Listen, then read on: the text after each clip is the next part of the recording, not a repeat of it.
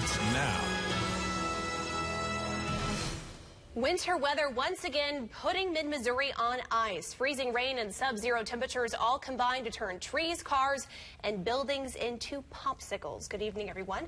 I'm Emily Spain. And I'm Jim Wright. Thanks for joining us. Kenton, is the ice part of this storm finally over? Yeah, so we're not going to see at least any additional icing, but anything that's on the ground isn't going to melt unless it's treated. So on roads and things like that, if you're not treating the roads or your sidewalks, it's not going to get better overnight. Take a look at this. You can see for this black ice, again, it's not going to get better unless it's treated on. And then tomorrow we have winds gusting up to around 35 miles per hour, and tonight as well. And that's going to give us wind chills between 0 and -10 by tomorrow morning. A cold start to our Friday. But there is going to be a thaw tomorrow. Now, temperatures aren't going to get above freezing. We're only warming into the lower 20s tomorrow. But the sunshine that we're going to get tomorrow will be abundantly sunny. That's going to hit the ice, and that will at least start the thaw. Now, again, then you have to wait for that to refreeze overnight. So we're still looking at more patchy black ice even from the refreeze that I'm expecting from Friday night into Saturday morning. Right now, visibility not terrible out there. It is getting better, and that's because the flurries that we've been seeing throughout the afternoon are finally starting to push out. You can see them really thinning out here on live Doppler rate first alert radar over the past 3 hours. It'll thin out even more as we head towards 7 p.m. Otherwise, 20-mile-per-hour wind gusts right now as well, so it is a windy one. That's going to continue overnight too, and that's of course doing a bit of some work on our wind chills. So if you look at current temperatures, 16 in Columbia, 19 in Jefferson City. We're feeling, though, like -5 in Moberly, -1 in Columbia. I'll track those wind chills hour by hour through our night. Look ahead to our next rain and snow chance later. Okay, Kenton, thank you very much. We have live team coverage tonight throughout mid-Missouri. KOMU8's Monica Madden joins us live in Columbia with a look at today's mishaps, not necessarily on the highway. Quite a day out here. Sliding, just walking my way over. Power lines have been knocked over, plenty of car accidents, but luckily no injuries. A highway patrolman I was talking to was saying it felt a bit like Groundhog Day with the repeated bad weather, but today's numbers are better. 67 calls, 16 stranded motorists, and 15 crashes, no injuries. Those were the stats for the day, according to the patrol. That was about half the numbers from yesterday, not because the conditions are better, but because more drivers just stayed home. The roads were pretty slick around Moberly and Huntsville, making it easy to slide off, whether in the car or on foot. If you are out, try to wear some type of slip-resistant ice cleats or tracks of some sort, and better off just to stay at home. Of course, not everyone can stay home. The patrol and other officials are urging people to take extra caution when driving around and be super careful tonight for black ice. Reporting live in Columbia, Monica Madden, KOMU8 News. The ice caused half of Centralia to lose power this morning. Take a look at this. A transformer blowing. KOMU8's Ethan Stein captured that video. Power has since been restored. We continue our live team coverage tonight with KOMU8's David Medina, who is in Centralia, to tell us exactly what happened and how the city responded to another outage. David. City workers began receiving calls at about 1:30 this morning. The city believed it was an exploded transformer, but after investigating, a worker found it was two powered lines weighed down by ice. Workers from several different city apartments all pitched in to quickly restore the power. One Centralia resident says he was happy with the way the city responded. Yeah, I mean, they got right on it. I mean, within 30 minutes of the time the power went off, they were out working on it, and different people through town got their power back. We got ours back as quick as we could hope. They've done a really good job. They told me they are still receiving calls from some areas, but they have decreased since the initial power outage. Live in Centralia, David Medina, KOMU8 News.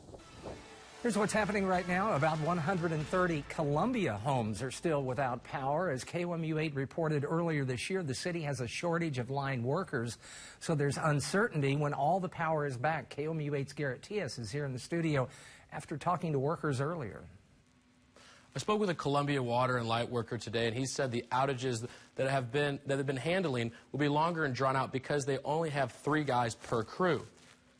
He said they've been working since 7 last night, and there should be at least 10 to 12 more workers. He said most outages were caused by tree limbs falling on power lines, and in one case, an entire tree.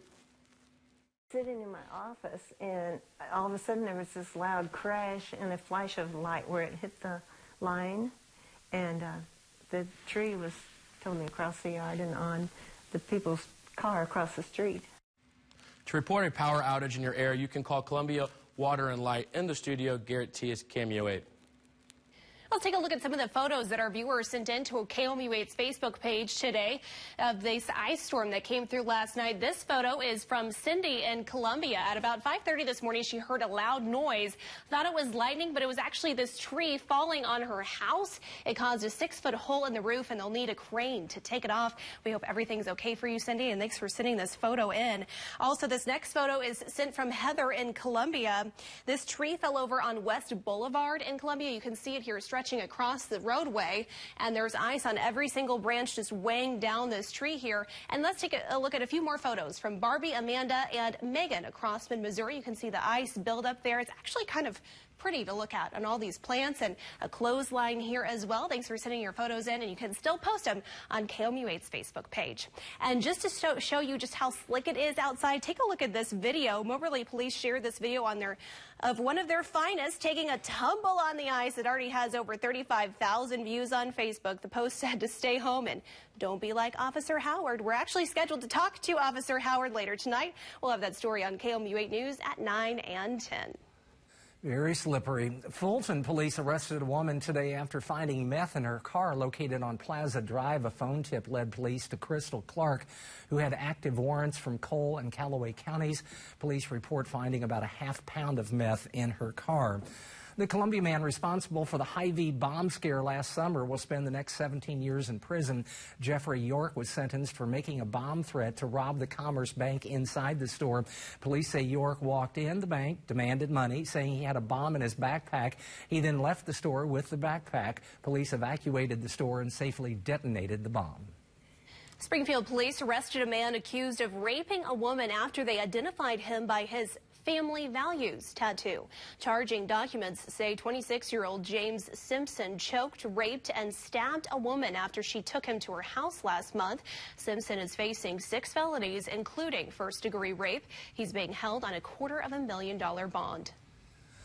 Coming up, the Capitol itself isn't transparent, but what about House Bill 445? It's a question of privacy. Plus, why MU students across the state might want to start saving up. That's next. And I'm up in Moberly, Missouri, taking a look at your current road conditions. I'll be tracking those out for you later on. At the Capitol, a proposed bill would allow lawmakers to close public records. It passed in the House today. An amendment to House Bill 445 would let lawmakers close records, including comments on public work. Critics say it does away with transparency. Supporters say it would protect Missourians wanting to contact their lawmakers. 3 system universities are raising prices, but the flagship campus is keeping costs right where they are. KMU8's Antoinette Miller is here in the studio to give us a recap of today's meeting. Today, board members increased dining and housing rates for 3 other system campuses in Rolla, St. Louis, and Kansas City. Columbia's campus won't see a rise in cost. MU is able to keep rates the same and even noted a decrease in its tuition costs. However, if enrollment numbers keep rising, costs would rise for MU too. An MU spokesperson said it may be too early to tell about costs, but that the system keeps costs top of mind. Every additional dollar that the university asks for is one more dollar that the student will have to provide to us. It's significant, and we understand that that puts an additional load on the students and their families. And we have a good record of trying to maintain that affordability. We're doing everything we can to keep it as low as possible. Students at the universities affected could see these increases as early as summer session. The board also noted that there are a lot of scholarships to help students in the In the studio, Antoinette Miller, KMU8 News. Well, temperatures have been plummeting this afternoon as expected. I'm tracking those overnight as well. Plus, I'm looking ahead to our next chance of rain and snow. And have you ever wondered how freezing rain forms throughout the atmosphere? I'll explain that for you, too, right after the break. The First Alert Weather Cam is brought to you by the law firm of Harper, Evans, Wade, and Nettemeyer. We will fight for you. Welcome back to KMU8 News at 6 o'clock. This is a few hours ago here over downtown Columbia, and you can see just that fog and that flurry action really decreasing our visibility. And up in those clouds, it's of course very, very cold. And maybe you're wondering, how does freezing rain form? Of course, we've had a lot of that here recently, so I want to explain this to you here. And so if we look again in these clouds, it's very, very cold. So everything starts off as snow. Even sometimes on a summer day when it's really hot here at the surface, 100 degrees, sometimes it can even start at snow really high up, but then of course it runs through all this warm air, and this warm air is then going to change that snow over into rain, and that's what we see as well with freezing rain, right? It's definitely rainfall as it gets very close to the surface, but then right at the surface, just even anywhere from about a quarter to maybe a half a mile up, we have this very dense freezing layer, and that's going to make this rain freeze on contact with the surface, because our surface, right, our ground, it is at freezing. So this rain is going to hit the freezing surface, and that's what creates the ice. And that's why we don't see the snow, because we have such a big warm layer between the snow and eventually the ground here, the cloud to the ground. So that's how our ice actually forms up on the surface. So kind of interesting there. It's all about the different levels of our atmosphere. And of course, right now, if we look at our current temperatures across the area, you can see we're actually around 16 in Columbia, 19 in Jefferson City. If we can zoom back in here, we're looking at 15 in Versailles, 16 there in Boonville. Look at these wind chills, though. It's feeling colder. -1 already in Columbia, -5 in Moberly, -1 over in Chillicothe. We do still have snow. Again, it's cold enough throughout the entire atmosphere that we're just dealing with snow, and it's just flurries at that, also as expected from yesterday. So the forecast really painting out pretty well for us. You can see winds still gusting around 25 to 30 miles per hour, so that's blowing that snow around. Decrease in visibility a bit, but as that snow is really starting to thin out, we're not looking at a terrible visibility anymore. Wind chill currently as we head over tonight, we're looking tomorrow morning around -7 degrees in Columbia up to -12 or down to -12 up north.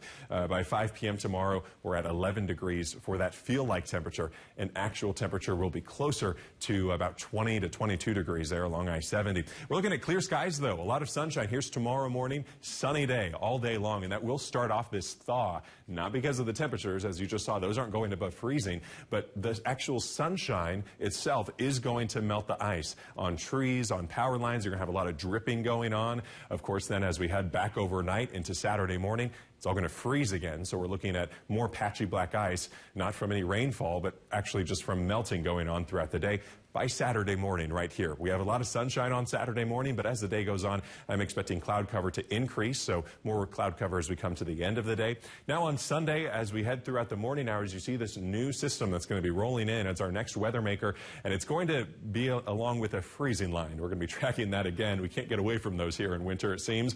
If you look at 9 a.m. here, we have this freezing line potentially going right through the state with more snow to the north, more rain to the south, and a wintry mix right in between for us. So if you have travel plans on Sunday, especially in the morning into early afternoon, please stay tuned with us throughout the weekend. We'll keep you updated on that, but it looks like rain and snow, both possibility here on Sunday morning. And then here is our Monday. It looks pretty dry during the day. I think we could have some fog and some drizzle still, so kind of a wet day, but not actual rainfall. I think the better chance for any rain or snow, if this freezing line gets any farther south, is going to be late Monday night into early Tuesday morning. It then pushes out, and we get more sunshine by the end of Tuesday, and we should hold on to the sunshine through at least Wednesday as well. And it'll warm up a bit too.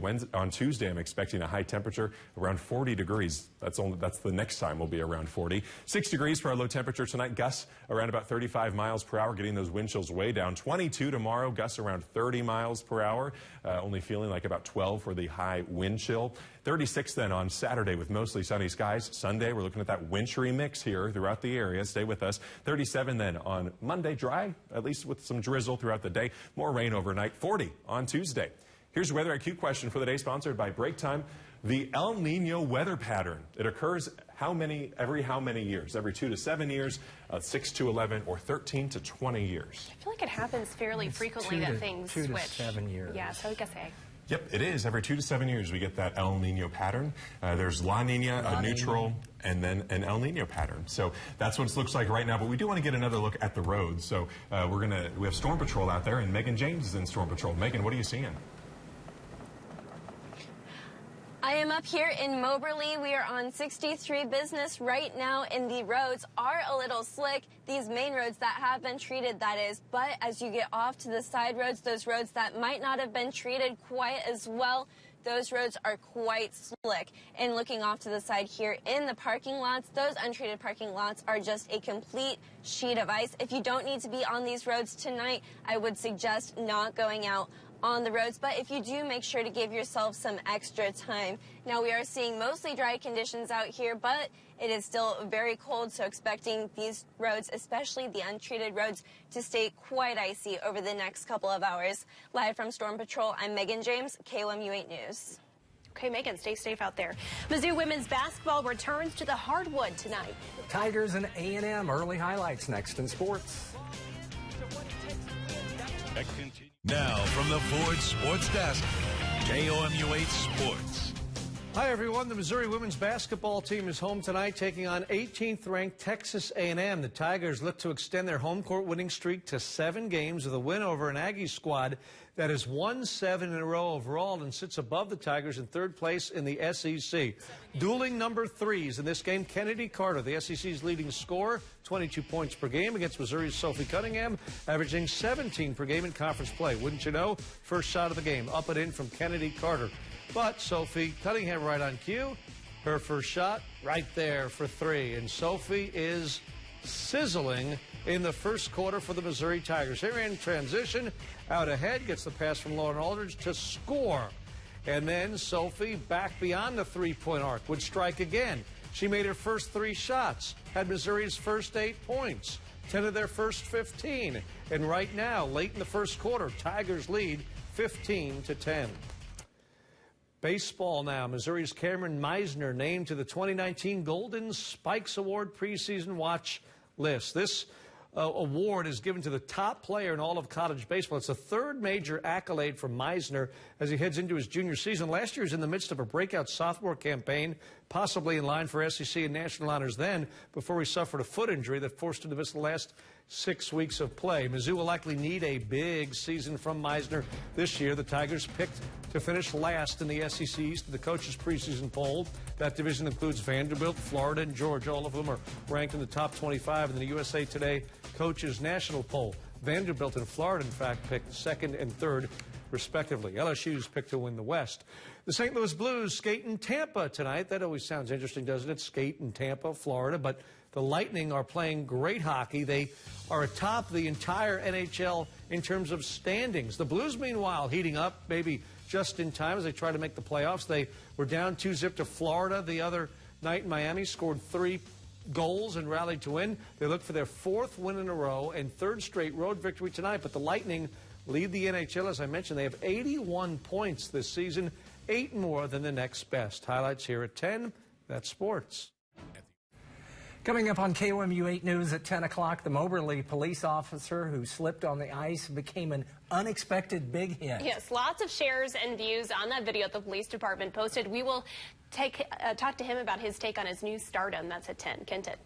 We have a wind chill advisory for Macon County. That's because wind chills could get as low as -20 degrees there. For the rest of us, here's a look at what we're looking at, anywhere between about 0 to about -10 for a lot of us. Again, it's at max. They would get down to -20. Otherwise, for our day tomorrow, only warming up to around 22 in the afternoon, feeling, of course, about 10 degrees colder.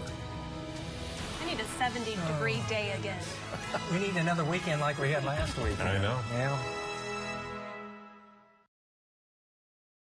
On air, online, on